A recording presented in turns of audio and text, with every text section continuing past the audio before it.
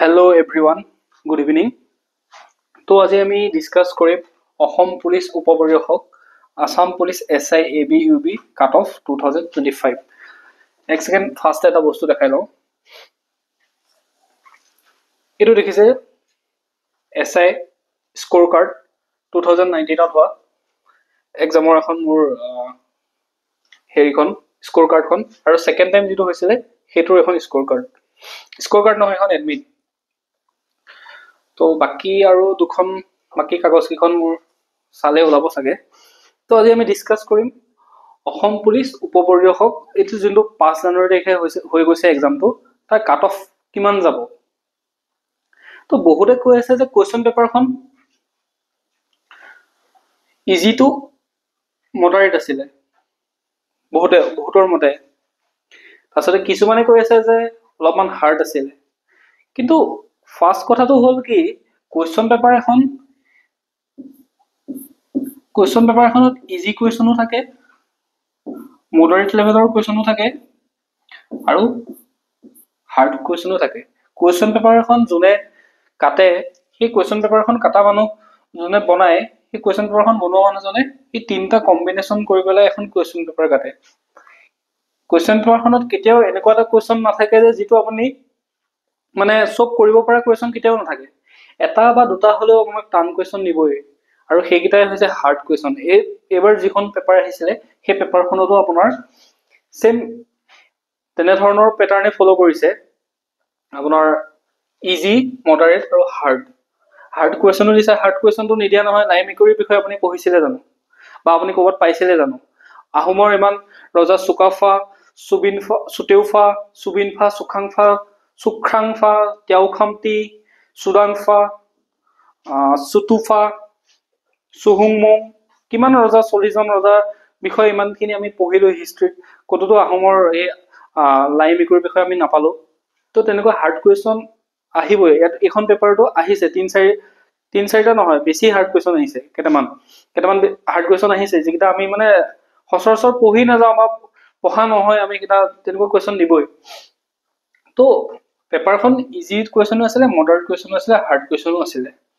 তো কিছুমানে কৈ আছে যে এখন পেপাৰত 85 প্লাস কাট অফ যাব কিছুমানে কৈ আছে এখন পেপাৰত 70 প্লাস কাট অফ যাব কিছুমানে 75 কৈছে কিছুমানে কৈ আছে 80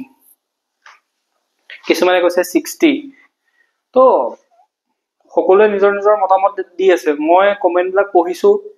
পঢ়িবলৈ চাইছো বহুতৰে কমেন্ট পঢ়িছো আৰু কিছুমানে যিবিলাকে এক্সাম দিছে তেওঁলোকৰ লগতো কথা পাতিছো তো তাৰ ওপৰত ভিত্তি কৰি পেলাই মই এটা কাট অফ মানে প্ৰেডিকচন কৰিছো কাট অফ এটা অনুমান কৰিছো এনে ধৰণৰ কাট অফ হ'ব কাৰণ চাওক মই এই এক্সামটো দুবাৰ দিছো আপোনালোকক দুইখন এডমিট কাৰ্ড স্কোৰ কাৰ্ড দেখাই দিছো তো আপোনালোকে নিজে মই এনেই ইয়াতে মিছা কথা কৈ পেলাই এক্সাম নিদিয়াকে এনেই কিছুমান কাৰোবাৰ মুখত শুনি পেলাই কথা ক'বলৈ অহা নাই মই নিজে সেই এক্সামটোত অৱতীৰ্ণ হৈছো 2 ঘণ্টাৰ এক্সাম প্ৰেছাৰ লৈছো সলভ কৰিছো কুৱেশ্যন তাৰ পিছত মই কাট অফটো কিমান হ'ব সেইটো আপোনালোকক ক'বলৈ আহিছো কিছুমানে এক্সামটো দিয়া নাই এক্সামটোত বহিয়ে পোৱা নাই তেওঁলোকে কৈ আছে কাট অফ তেওঁলোকে উলিয়াই আছে তেওঁলোকে কৈছে 1.5 ঘণ্টাত মই এখন পেপাৰ সলভ কৰি দিম মই এখন 1 ঘণ্টাত সলভ কৰি দিম কিছুমানে মানে অনেক মানুহৰ অনেক কথা আৰু যিসকলে নেকি সেই পেপাৰখন দিবলৈ যোৱা নাই তো কথাটো হল কি সেই 2 ঘণ্টা সময়ত আপোনাৰ ইজি লাগা ইজি কুৱেশ্যন ঘৰত যিখিনি ইজি কুৱেশ্যন যেন লাগিছে সেইখিনিও হাৰ্ড হৈ পৰে ভাল চুকা মানুহে আপোনাৰ এক্সাম প্ৰেছাৰত পাছে 10 যে হয় সেইটো পাহৰি যায় সেইটো ভুল কৰি থৈ আহে এনেকৈ হয় মানুহৰ এক্সাম প্ৰেছাৰটো এটা বেলেগ প্ৰেছাৰ সেইটো প্ৰেছাৰত আপুনি সহজ লগা যিখিনি প্ৰশ্ন আছে সেইখিনিও টান লাগিবলৈ ধৰে আৰু তো মডাৰেট হাৰ্ড খিনি কথা নকলোৱে চিলি মিষ্টেক বহুত হয় সুধিছিলে আপুনি নহয় দি থৈ আহিল ভুল সুধিছিলে শুদ্ধ হেৰি দি থৈ আহিল শুদ্ধ অপচনটো বহাই থৈ আহিলে মানে ৰাইট ৰং এইবিলাক ভুল হ'বই সো ফাৰ্স্ট চাওক কিছুমান আছে 100টা প্ৰশ্ন আহিছিলে 95টা কুৱেশ্যন কৰিলে তেওঁলোকৰ 90টা কুৱেশ্যনো শুদ্ধ হৈছে তো তেনেকুৱা দুইজন থাকিব পাৰে সেইকেইজনৰ ওপৰত ভিত্তি কৰি পেলাই এক্সামৰ কাট অফ ডিপেণ্ড নকৰে কেতিয়াও এক্সামৰ কাট অফটো ডিপেণ্ড কৰিব এভাৰেজ ষ্টুডেণ্টে কিমান স্ক'ৰ কৰিছে সেই দুই চাৰিজনে 100 যেনিবা পালে তো সেইকেইজনৰ ওপৰত ভিত্তি কৰি কাট অফ 95 98 গুচি নাযায় এক্সামৰ কাট অফটো ডিপেণ্ড কৰিব এভাৰেজ ষ্টুডেণ্টে কিমান কৰিছে এটা চাওক আমাৰ এক্সামটোত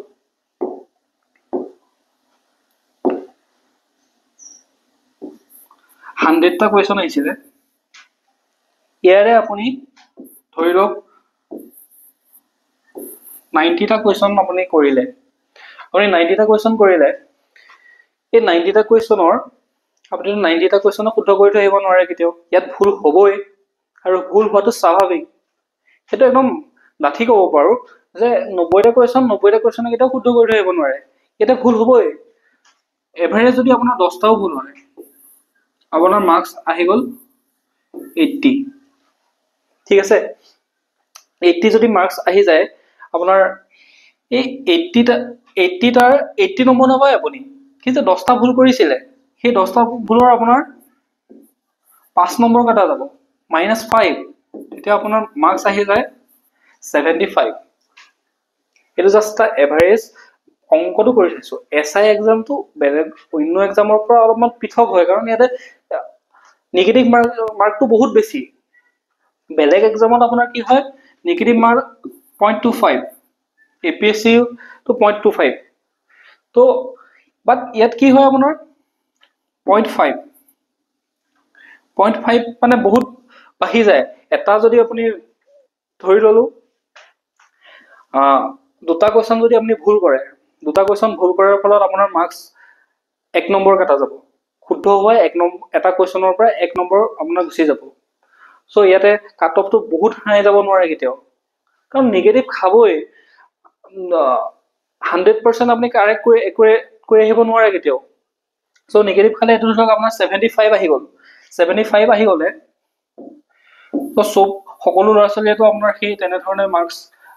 পাব নোৱাৰে সকলোৱে 75 এটো নাপায় কথাটো হ'ল কি এইবাৰ পেপাৰখনৰ আগৰ পেপাৰ কেইখনতকৈ অলপমান পৃথক কাৰণ এইবাৰ পেপাৰখনত কি কৰিলে আগৰ পেপাৰবিলাকত জিএছ আপোনাৰ আগৰ পেপাৰত জিএছত 70টা মান কোৱেশ্যন আহিছিলে 70 71 এনেকুৱা আহে মেথছ প্লাস ৰিজনিঙত আহে আপোনাৰ 25টা আৰু ইংলিছ কম্প্ৰিহেনশন পেছেজত আহে আপোনাৰ 10 মাৰ্কছ এহে সৰি এটো 25 দেখিলো মই মেথছ আৰু ৰিজনিঙত আপোনাৰ 20 মান আহে আৰু ইংলিছ কম্প্ৰিহেনশনত আপোনাৰ 10 আহে এহে 100 হয় কিন্তু এবাৰ পেপাৰখনৰ প্যাটাৰ্নটো বহুত চেঞ্জ হৈ গ'ল চেঞ্জ হ'ল মানে কি 70টা আপোনাৰ 70টা জিএছৰ কোৱেশ্যনৰ ঠাইত আপোনাৰ 55টা জিএছৰ কোৱেশ্যন আহিছে মেথছ ৰিজনিঙৰ য'ত 20টা আহে ইয়াৰ দুগুণ আহি গ'ল মাত্ৰ এটা 1 নম্বৰ মানে এটা কোৱেশ্যন কম 39টা জিএছৰ কোৱেশ্যন আহি গ'ল মেথছ আৰু ৰিজনিঙৰ কোৱেশ্যন আহি গ'ল ইংলিছৰ কি হ'ল আপোনাৰ ইংলিছত 4 নম্বৰ কমি গ'ল 6 আহিছে তো চাওক য'ত 70 20 10 আছিল 55 39 6 ইমানখিনি কুৱেশ্যনৰ মানে হেৰিটো প্যাটাৰ্নটো চেঞ্জ হৈ গ'ল আৰু সো ইয়াত কাট অফটো নিশ্চয় আগত যেটো কাট অফ গৈছিলে কম যাবই কাট অফ পোষ্ট কম আছে হয় পোষ্টৰ অনুপাতে কাট অফ যাব কিন্তু কাট অফটো কম যাবই কাট অফ কেতিয়াও 85 90 কাট অফ না যায় 85 80 কাট অফ না যায় কাট অফ অবিয়াসলি কম যাব আৰু সেকেন্ড থিং হল কি এসআই এক্সামটো এজৰ ওপৰত হে আপুনি সেই এক্সামটো দিব পাৰে আপুনি বাকি আমাৰ এডিআৰই বা ইউপিএসসি বা লাগ এক্সাম আপুনি বহুত বয়সলৈকে দিব পাৰি কিন্তু এসআই এক্সামটো সকলোৱে দিব নোৱাৰে যিখিনি 30 বিলো আছে 30 বিলো যিখিনি আছে সেই সকলেহে এসআই ধৰি লওক কোনবা এসটি এসসি কাষ্টৰ খিনি এজ হেৰি হয় বঢ়াই দিয়া হয়, বাট 30ৰ তলৰ যিমানবিলাক আছে তেওঁলোকেহে এই এক্সামটো দিব পাৰে। জেনেৰেলতো 27 নে কিমান আছিলে এজ, মানে মেক্সিমাম এজ। OBC আপোনাৰ 29 এনেকুৱা আছিলে। তো ইয়াতে বহুত ডাঙৰ ডাঙৰ মানুহে আহি এক্সামটো দিব নোৱাৰে। যিখিনি আছে সকলোখিনি মানে ইয়াং ল'ৰা ছোৱালীয়ে হয়, তেওঁলোকে এক্সামটো দিছে। তো সেইটোৰ ওপৰতো ডিপেণ্ড কৰে কাট অফটো। এতিয়া আমি যদি চাওঁ ইয়াতে আপোনাৰ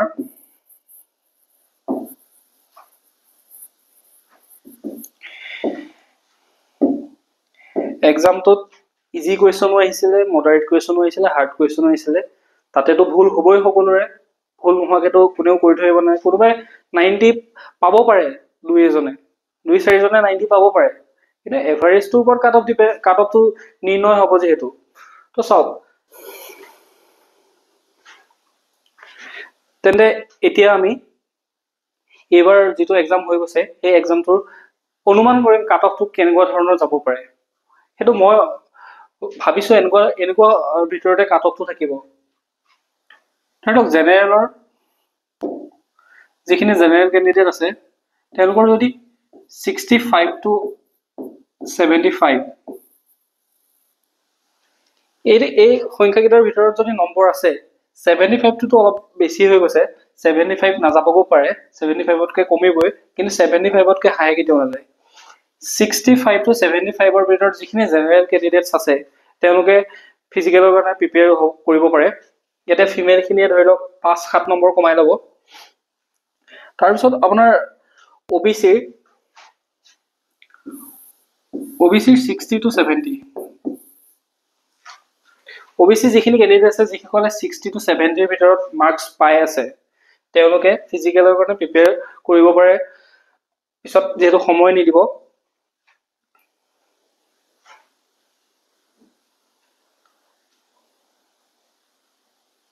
তাৰপিছত আপোনাৰ ST SC তেওঁলোকৰ ধৰি লওক 60 to 65, 62 to 68, আৰু আদাৰখিনি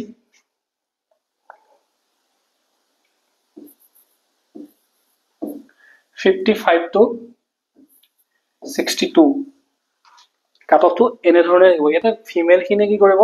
5 নম্বৰ 6 নম্বৰ 7 নম্বৰ এনেদৰে কমাই ল'ব পাৰে। তেওঁলোকে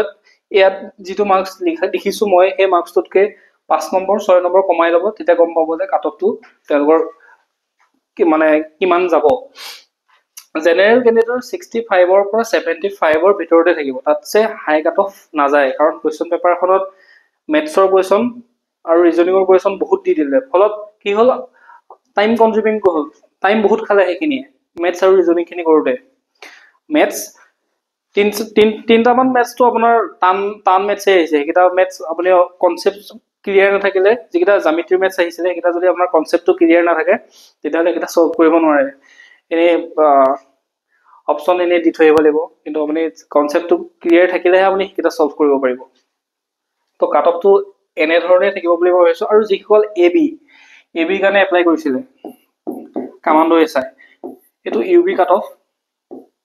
যিসকল এবিৰ কাৰণে এপ্লাই কৰিছিলে তেওঁলোকে ইয়াত যে 5 নম্বৰ 7 নম্বৰ 5 নম্বৰ 7 নম্বৰ এনেকৈ কমাই ল'ব পাৰে। আৰু এটা কথা কৈ দিওঁ শুনক, AB SI খিনি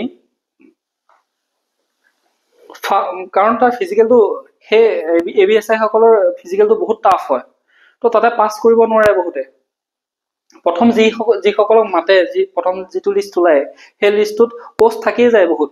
ফলত তেওঁলোকে আকৌ ছেকেণ্ড লিষ্ট বনাব লগা হয়, আকৌ ছেকেণ্ড লিষ্ট বনাই মাতে। তো যিসকলে ইয়াৰ পৰা 5 নম্বৰ 7 নম্বৰ কমোৱাৰ পিছতো যিসকলৰ মাৰ্কছটো মানে কমি আছে তেওঁলোকো হতাশ নহ'ব, কাৰণ ছেকেণ্ড লিষ্ট আহিব, এইটো চিয়ৰ থাকক। কাৰণ ফিজিকেলটো কোৱালিফাইড কৰাটো ইমান সহজ নহয়, কাৰণ 4.8 কিলোমিটাৰ ৰানিং কৰিব লাগিব আপুনি 20 মিনিটছৰ ভিতৰত। তাৰপিছত আপোনাৰ লং জাম্প আছে, 100 মিটাৰ ৰানিং আছে, সেইখিনি কৰোঁতে তো ছেকেণ্ড লিষ্টটো আহিব। মানে আল্টিমেটলি কথাটো হ'ল কি 55ৰ ওপৰত যদি আপুনি পাই আছে তেন্তে ABSI কাৰণে প্ৰেক্টিচ কৰি থাকক যিসকলে 55ৰ ওপৰত OBC ST SC আদাৰ বুলি কথা নাই যিসকলে 55ৰ ওপৰত পাই আছে ABSI কাৰণে প্ৰেক্টিচ কৰি থাকক আৰু UB কাৰণে মই এইটো দিলোৱে আপোনালোকক এইটো প্ৰেডিক্ট কৰিছো মানে অনুমান কৰিছো এনেকুৱা ধৰণৰ কাটঅফ হ'ব কাৰণ আগৰ দুটা এক্সাম দিছো দুইটা এক্সামতে মই কোৱালিফাই হোৱা আপোনালোকক দেখাইছো ৰিটেন কোৱালিফাই হোৱা ফিজিকেলো কোৱালিফাই হৈছিলো তো সেইখিনি আপোনালোকক অলৰেডি দেখালো তো কাটঅফটো এনেকুৱাৰ ভিতৰতে থাকিব ইয়াতছে বেছি নাযায় আৰু এটা কথা মই দেখাব বিচাৰিছো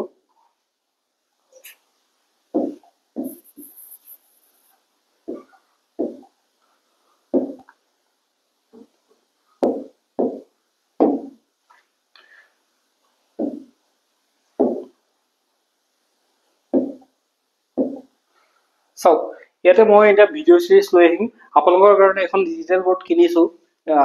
বহুত পইচা দি পেলাই ডিজিটেল বৰ্ড কিনি আনিছো আপোনালোকক পঢ়াম মানে কি নিজেও পঢ়িম আপোনালোককো দেখাই যাম মানে আইডিয়াবিলাক দি যাম সকলোবিলাকৰে সম্পূৰ্ণ অসমীয়াত সকলো প্ৰতিযোগিতামূলক পৰীক্ষাৰ বাবে ইতিহাস বিশ্ব মানে ৱৰ্ল্ড ইণ্ডিয়া আৰু অসম ভূগোল বিশ্ব ভাৰত আৰু অসম ৰাজনীতি ভাৰত আৰু অসম ৰাষ্ট্ৰীয় বিজ্ঞান অৰ্থনীতি ভাৰত অসম বিজ্ঞানৰ পদাৰ্থ ৰসায়ন জীৱবিজ্ঞান কাৰেণ্ট এফেয়াৰ্ছ সমসাময়িক ঘটনা প্ৰবাহ গণিত আৰু ৰিজনিং আৰু আপোনাৰ ইংৰাজী শব্দ সম্ভাৰ মানে ভোকাবুলাৰী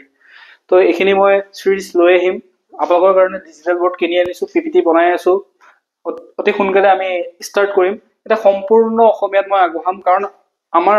অসমীয়া ভাষাত যিখিনি অসমীয়া মাধ্যমৰ ল'ৰা ছোৱালী আছে ন তেওঁলোকৰ বহুত অসুবিধা হয় মই এইটো কাৰণ মই ক্লাছ 10লৈকে অসমীয়া মাধ্যমত পঢ়ি অহা সেইটো বস্তু বুজি পাওঁ যে মানে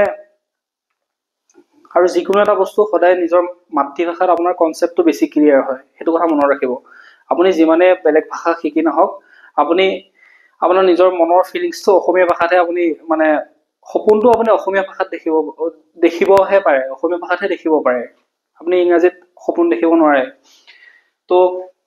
যিকোনো থিংকিং আপোনাৰ নিজৰ মাতৃভাষাতহে আহে বস্তু এটাৰ কনচেপচুৱেল ক্লিয়াৰিটি আপোনাৰ নিজৰ মাতৃভাষাতহে হয় ইংৰাজী ভাষা বা অন্য ভাষাতো হ'ব পাৰে বাট অতি সোনকালে হয় এইটো কাৰণ সেইটো কাৰণে আজি চাইনা জাপানৰ দৰে উন্নত দেশবোৰ আগবাঢ়ি যোৱাৰ কাৰণ হৈছে নিজৰ মাতৃভাষা তেওঁলোকে বিশ্বৰ যিকোনো এখন গ্ৰন্থ আজি যদি ৰিলিজ হয় তেওঁলোকে নেক্সট 2-3 দিনত তেওঁলোকৰ মাতৃভাষাত সেই বুকখন যদি প্ৰয়োজনীয় ষ্টুডেণ্টৰ কাৰণে প্ৰয়োজনীয় তেওঁলোকৰ দেশৰ কাৰণে যদি প্ৰয়োজনীয় বুলি ভাবে উন্নতিত সহায় কৰিব বুলি যদি ভাবে তেওঁলোকে নিজৰ মাতৃভাষাত ট্ৰান্সলেট কৰি আমাৰ ষ্টুডেণ্টক আগবঢ়ায় তো তেওঁলোকৰ ষ্টুডেণ্ট ল'ৰা ছোৱালীবিলাক সেইকাৰণে আগবঢ়া